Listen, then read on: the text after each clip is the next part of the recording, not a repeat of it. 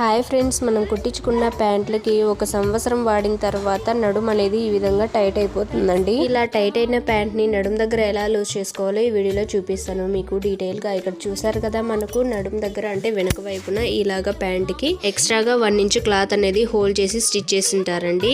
ఆ క్లాత్కి చుట్టూ ఉన్న స్టిచెస్ అన్ని కూడా తీసేస్తే ఇలా క్లాత్ అనేది మనకు ఎక్స్ట్రా క్లాత్ వస్తుంది. దానిలో మిడిల్లో వచ్చేసి ఇలా డబల్ స్టిచ్ అయితే వేసింటారు. ఆ స్టిచెస్ అన్ని కూడా ఇలా నీట్గా విప్పేస్తే మనకు క్లాత్ అనేది వస్తుందండి.